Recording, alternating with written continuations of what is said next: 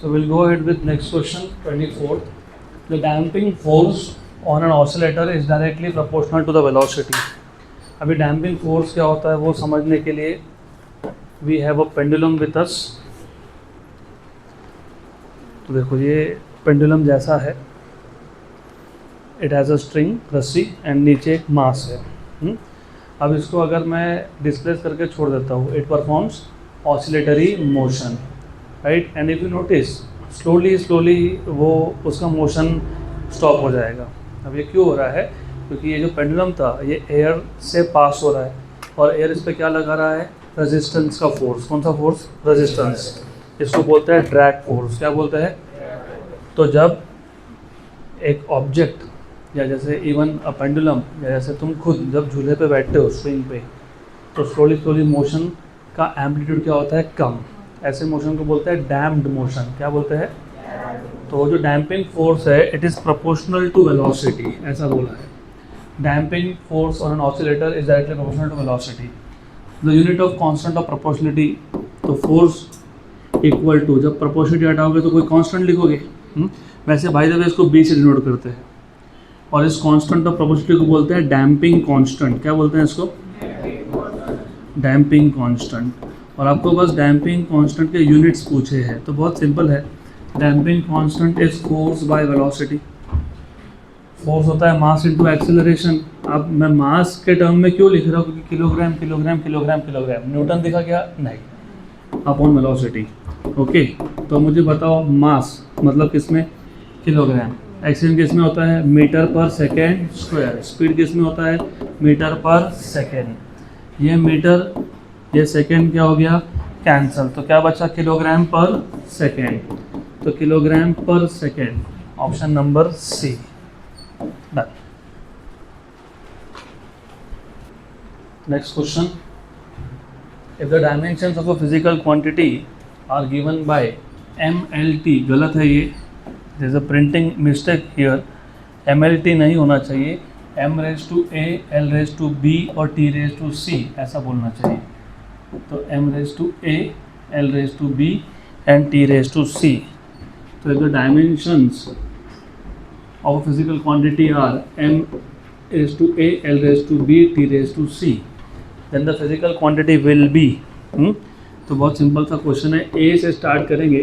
हमको दिया था M⁴A, L⁴B, T⁴C. A में A की वैल्यू क्या बोली है? 1, B 0, C -1. A 1, B 0, C. तो ये बन जाएगा आपका M⁴1, L⁴0 और T⁴−1. तो ये वेलोसिटी होता है क्या? नहीं. तो ये आंसर हो सकता है क्या? नहीं. राइट. देन B में A की वैल्यू 1, B की वैल्यू 1, C की वैल्यू -2. तो ये क्या हो जाएगा? M1 L1 T-2. ये तो फोर्स होता है, ये तो फोर्स है. एक्शन है क्या? नहीं. Right. Then option C. A की वैल्यू क्या बोली है? 0, B -1. A 0, B -1 और C -2. तो ये हो गया M0 L-1 T-2. तो ये फोर्स होता है क्या? नहीं. तो बचा कौन? Option number D, pressure. और वही होगा A1, B -1, C -2. तो A1, option D, A1, B -1, C -2. तो M1 L-1 और T-2. आपको पता है प्रेशर होता है फोर्स अपॉन एरिया. फोर्स का डायमेंशंस क्या आते हैं? M1 L1. तो ये अगर प्रेशर के डायमेंशन निकालने हैं तो फोर्स और एरिया के डायमेंशन पता होने चाहिए. M1 L1 T-2 upon L2. तो ये हो जाएगा M1 L-1 T-2. तो बन गया प्रेशर. यस. तो option number D is the correct answer.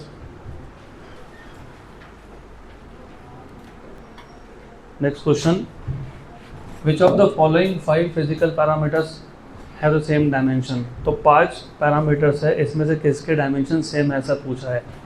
जब आपको एनर्जी डेंसिटी बोला हो किसी भी किसी भी पैरामीटर के आगे अगर डेंसिटी बोला हो मतलब वो पैरामीटर अपॉन वॉल्यूम होता है। तो एनर्जी डेंसिटी का मतलब क्या होता है? Energy upon volume, energy upon volume. अब एनर्जी के डायमेंशंस तो तुमको पता होंगे ही। And by the way energy density को स्मॉल यू से डिनोट करते हैं। किससे? Small u. एनर्जी को कैपिटल यू से। तो स्मॉल यू के डायमेंशंस चाहिए तो कैपिटल यू मतलब एनर्जी के और वॉल्यूम के डायमेंशंस ये क्या है? m1 l2 t-2 upon l3। तो यह आ जाएगा आपका m1 l-1 t-2। उसके बाद refractive index. Refractive index pure number होता है, इसके कोई डायमेंशन नहीं होते। और bye the way refractive index जब हम ऑप्टिक्स स्टार्ट करेंगे तो मेरे नोटेशन अलग है, मैं वैसे ही यूज़ करूँगा। किसी बुक्स में स्मॉल एन लिख के रखा है, हम लोग इसको म्यू लिखेंगे, mu. It is the ratio of speed of light in air to that of speed of light in medium. आपको पता होगा ही कि जब लाइट मीडियम चेंज करता है तो उसका बेंडिंग होता है टूवर्ड्स द नॉर्मल या फिर away from the normal, depending on light rare to denser जा रहा है कि डेंसर टू रेयर, करेक्ट। और स्पीड भी चेंज होता है। तो स्पीड कितना हुआ वो हमको बताता है रिफ्रैक्टिव इंडेक्स। तो it is the ratio of speed of light in vacuum upon speed of light in medium. तो स्पीड अपॉन स्पीड है मतलब डायमेंशन लेस है। तो ये जो म्यू है इसका कोई डायमेंशन नहीं है, m0 l0 t0, it is pure number. Then dielectric constant भी वैसा ही है। Dielectric constant let it be, यहाँ ध्यान दो। डाइलेक्ट्रिक कांस्टेंट इसको हम डिनोट करते हैं स्मॉल के से। किससे? स्मॉल के। और ये डाइलेक्ट्रिक कांस्टेंट जो होता है ना स्मॉल के, ये होता है फोर्स अपॉन फोर्स का रेशो। किसका ratio? Force upon force. We have to, we remember we have two charges.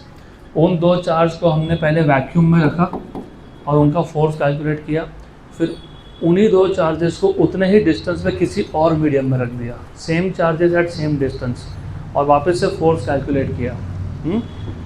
वापस से क्या किया? Force calculate.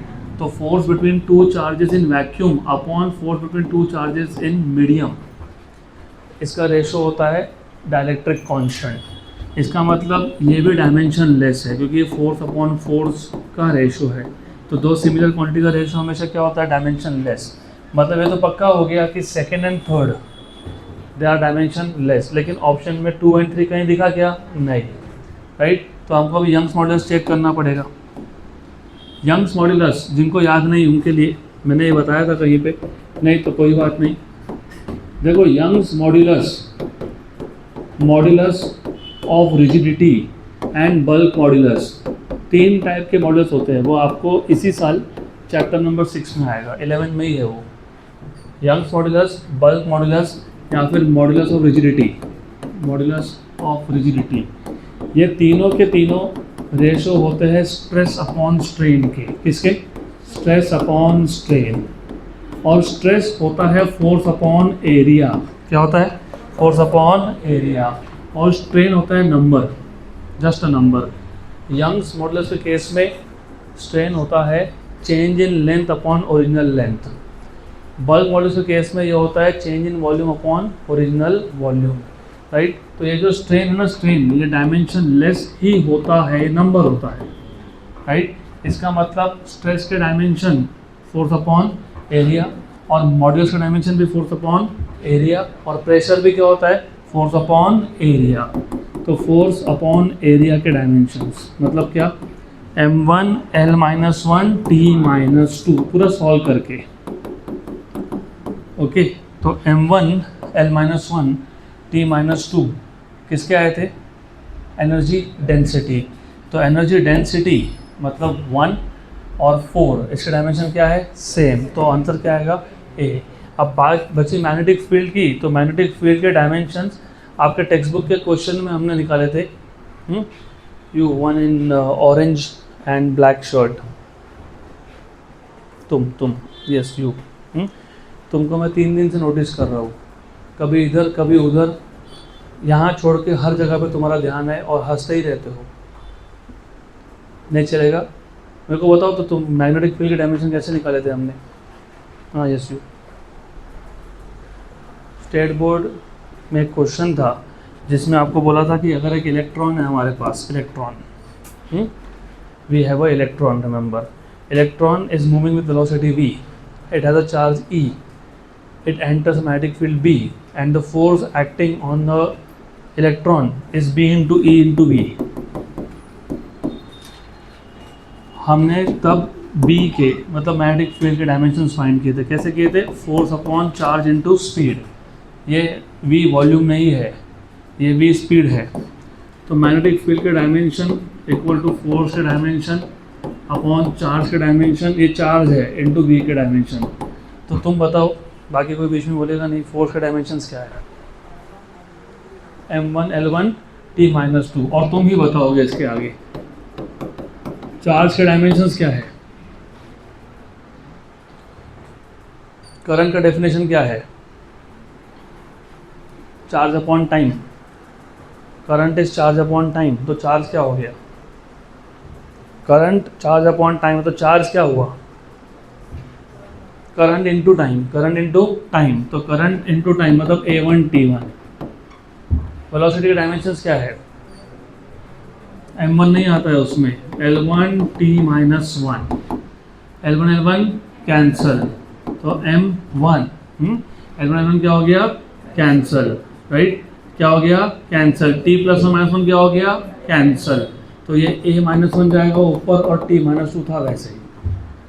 हमारा क्वेश्चन तो पहले ही सॉल्व हो गया. सिर्फ तुमको मैग्नेटिक फील्ड के डायमेंशंस फाइंड करते आने चाहिए थे. तो answer is A. Next question. This question is also similar to your textbook question. आपके टेक्स्ट बुक में क्वेश्चन नंबर 10 था. सिर्फ वहाँ पे डिफरेंस ये है कि v इक्वल टू ऐसा लिखा था, v equal to AT plus b upon t/c plus v0. यहाँ पे v की जगह पे y लिखा है. The velocity v of a particle is the velocity v of a particle at time t is given by, देखो printing error है, by v equal to AT plus b upon t plus c. मतलब सेम ही क्वेश्चन हो गया. सिर्फ text book में यहाँ पे एक एक्स्ट्रा टर्म था plus v0.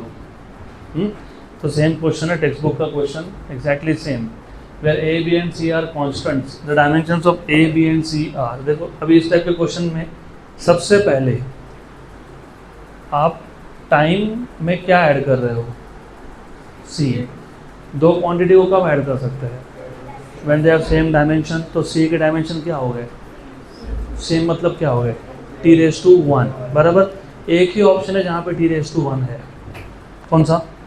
Option number B. देखो c के डायमेंशन क्या है? t⁻1. इधर है क्या? नहीं. यहाँ पे है क्या? नहीं. यहाँ पे है क्या? नहीं. तो सॉल्व क्यों करना? तो you have to also check carefully options.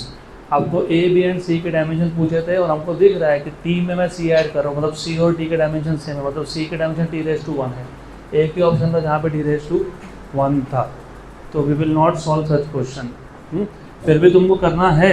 अगर दो ऑप्शन होते जहाँ पे c के डायमेंशन जो आपको दिए हैं वो t⁻1 है, तो पहले तो बहुत क्लियर हो गया कि c और t के डायमेंशन सेम, मतलब t⁻1. ये तो आ गया. v के डायमेंशंस इक्वल टू AT के डायमेंशंस. राइट. तो फिर यहाँ से a के डायमेंशंस क्या मिल जाएंगे? v अपॉन t के डायमेंशंस. व्हाट आर v के डायमेंशंस? l1 t-1 और टाइम इज t1. तो क्या हो गया? l1 t-2 मतलब एक्सेलरेशन वाला. l1 t-2. अब बचा कौन? b. तो वापस ऐसा बोलोगे कि v के डायमेंशंस और b upon t plus c के डायमेंशंस क्या आएंगे? सेम. मतलब यहाँ से b के डायमेंशंस क्या मिलेंगे आपको? v के dimensions into t plus c के डायमेंशंस. v के डायमेंशंस क्या है? l1 t-1. टाइम और टाइम मतलब टाइम, तो t1. t + 1 - 1 cancel. तो क्या आया? l1. तो देखो l1 हो गया. डन. सॉल्व करना नहीं था लेकिन ठीक. Next question. An equation is given here p + a/v² equal to b θ/v, where p is pressure, v is volume, theta is temperature. Absolute temperature मतलब टेम्परेचर इन केल्विन स्केल है, तो वो temperature ही. Temperature measurement के 3 scale use करते हैं हम लोग. एक होता है डिग्री सेल्सियस, एक होता है फ़ारेनहाइट और एक होता है केल्विन में जब मेजर किया तो बोलते हैं एब्सोल्यूट, वो आगे हम देखेंगे। If A and B are constants, A और बी कॉन्स्टेंट्स है, the dimensions of A will be, dimensions of A पूछा है, कभी बी पूछेंगे, कभी ए अपॉन बी भी पूछेंगे। तो सेम क्वेश्चन 3 टाइप से पूछा गया है, ए के डायमेंशंस, बी के डायमेंशंस, ए अपॉन बी के डायमेंशंस। तो ए के डायमेंशन फाइंड करना तो बहुत इजी है, तुम प्रेशर को ए बाई वी स्क्वायर में ऐड कर रहे हो, इसका मतलब क्या हुआ, इसके डायमेंशंस क्या है, सेम। तो ए के डायमेंशंस क्या आ जाएंगे, प्रेशर इनटू वी स्क्वायर के डायमेंशंस, करेक्ट। तो प्रेशर के डायमेंशंस याद है क्या, m1l-1 t-2, नहीं याद तो कोई बात नहीं, force upon area, force is m1l1 t-2 upon l2, तो m1l-1 t-2, v मतलब वॉल्यूम, वॉल्यूम मतलब l⁻3 उसका स्क्वायर, तो l⁻6, गुड। v मतलब वॉल्यूम, l⁻3 उसका स्क्वायर, तो l⁻6, तो क्या आ गया, m1l5 t-2 हो गया, m1l5 t-2, ऑप्शन सी। अगला question, the density of a cube, density last से second bench there, what is the formula of density, yes you, what is the formula of density, what is density, ये तो 11 का तो है नहीं, तो 8, 9, 10 में कहीं देखा होगा, what is density, what is the formula of density, mass upon volume. The density of a cube is measured by measuring its mass and length of its side. If the maximum error in the measurement of mass and length are 3% and 2% respectively, the maximum error in the measurement of density would be. तो आपको percentage error पूछा है density में, तो सबसे पहला था density का फॉर्मूला पता होना चाहिए। डेंसिटी को डिनोट करते हैं रो से, वो होता है mass by volume. What is the formula of volume of a cube, L cube, side length का क्यूब, अगर स्फीयर होता तो 4/3 पाई आर क्यूब, तो यहाँ जाएगा आपका मास बाय एल क्यूब, तो ये आ गया आपका z equal to a upon b⁻³ का फॉर्म।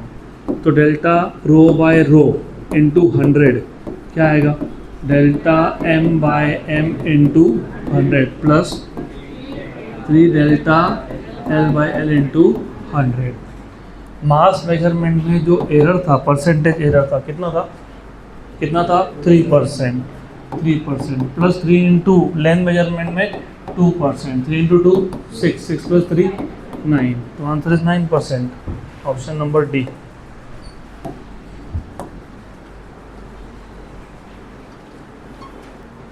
अभी जो नेक्स्ट क्वेश्चन है वो तो हमने थ्योरी में देख लिया था, the dimensions of impulse are equal to, याद है क्या, नहीं याद है, लीनियर मोमेंटम होता है वो, क्या होता है वो, लीनियर मोमेंटम।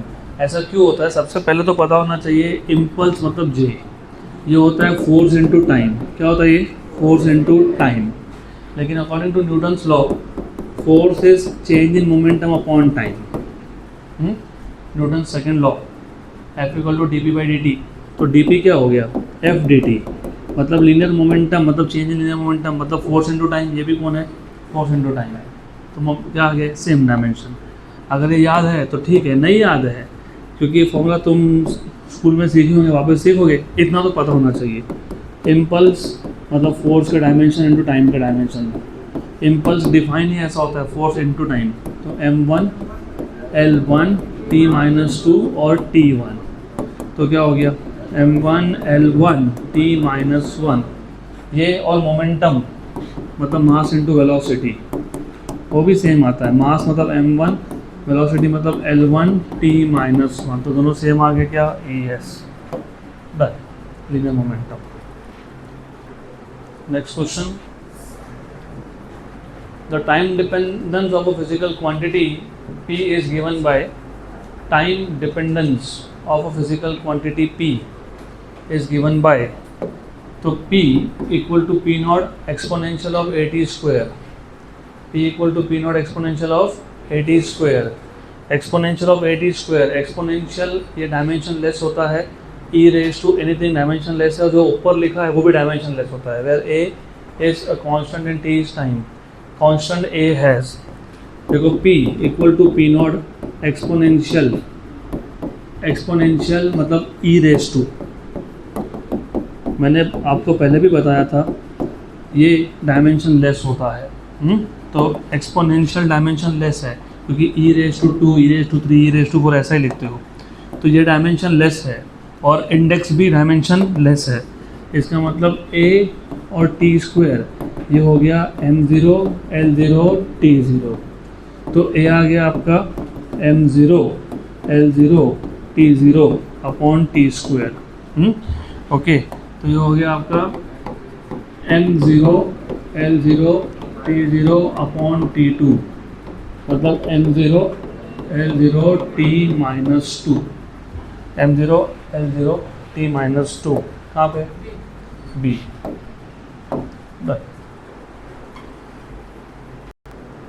नेक्स्ट क्वेश्चन, अब ये क्वेश्चन नंबर 32 नीट का PYQ है 2024 और बहुत इजी क्वेश्चन है। A force is defined by F equal to alpha T square plus beta T acts on a particle at a given time t। तो एक particle है जिस पे इतना फोर्स एक्ट हो रहा है, the factor which is dimensionless, ऐसा कुछ तो बोला है, ठीक है। Anyways if alpha and beta are constants is, तो ऐसा बोला है अगर अल्फा बीटा कांस्टेंट है तो इन चारों में से अल्फा बीटा और टाइम का कौन सा कॉम्बिनेशन डायमेंशन लेस होगा। तो पहले क्वेश्चन समझो, force is alpha T square plus beta T, alpha beta constant है, तो इन चारों ऑप्शन में से कौन सा कॉम्बिनेशन ऐसा है जो डायमेंशन लेस होगा। तो ऐसे केस में पहले अल्फा और बीटा का डायमेंशन फाइंड करेंगे, और वो कैसे फाइंड करेंगे, तो देखो F इक्वल टू क्या लिख रहे हैं हम लोग, what is equation, F equal to क्या है अल्फा टी स्क्वायर प्लस क्या है बीटा टी। आप किसी भी टर्म्स को ऐड कब करते हो जो डायमेंशंस क्या हो सेम, लेफ्ट हैंड और राइट हैंड साइड के टर्म्स का डायमेंशन क्या होता है सेम। तो फोर्स का अल्फा टी स्क्वायर का और बीटा टी का डायमेंशन क्या होता है same.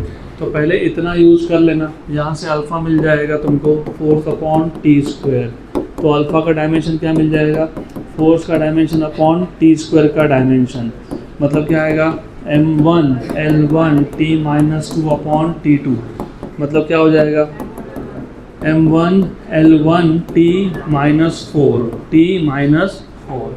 Similarly you can say ऐसा बोल सकते हैं कि फोर्स और बीटा t इसका डायमेंशन भी क्या है सेम, तो बीटा का डायमेंशन मतलब फोर्स का डायमेंशन अपॉन टाइम का डायमेंशन, फोर्स का डायमेंशन क्या है m1 l1 t minus 2 upon t1, तो कितना आया m1 l1 t माइनस 3, ये तो आ गया। अब ये जो चार ऑप्शन दिए तो तुमको एक एक करके चेक करना पड़ेगा। बीटा टी बाय अल्फा, देखो डायरेक्ट चेक मत करना, पहले लॉजिकली सोचो, beta m1 l1 t minus 3 into T मतलब t प्लस 1, तो t माइनस 3 और t plus 1 t minus 2, right. तो बीटा टी में t माइनस 2 आ रहा है, नीचे अल्फा था, अल्फा में t माइनस 4 है, तो बीटा टी में t माइनस 2 और नीचे अल्फा में t माइनस 4 कैंसिल हो रहा है क्या, नहीं, तो ऐसा हो नहीं सकता। Option number B alpha T upon beta, alpha m1 l1 t minus 4 into T मतलब t minus 3 divide by beta, beta में भी कितना है t, तो हो सकता है तो होगा ही। तो ऑप्शन नंबर बी चेक करोगे अल्फा टी बाई बीटा ऐसा था। अल्फा के डायमेंशंस क्या है m1 l1 t माइनस 4 और ये t प्लस 1, और बीटा क्या आया था m1 l1 t माइनस 3। देखो ये t माइनस 4 प्लस 1 मतलब t माइनस 3, ये और ये सब हो गया कैंसल, तो ऑप्शन नंबर बी आया।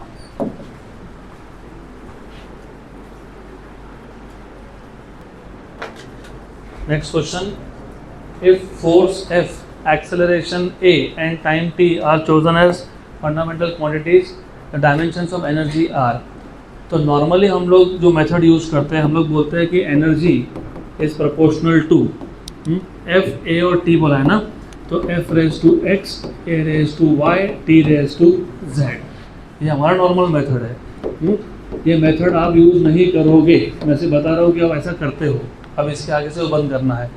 तो हम लोग फिर बोलते हैं कि एनर्जी के डायमेंशन, और ये हटाओगे तो एक कांस्टेंट लिखोगे, और वो कांस्टेंट के डायमेंशन होते हैं क्या? नहीं।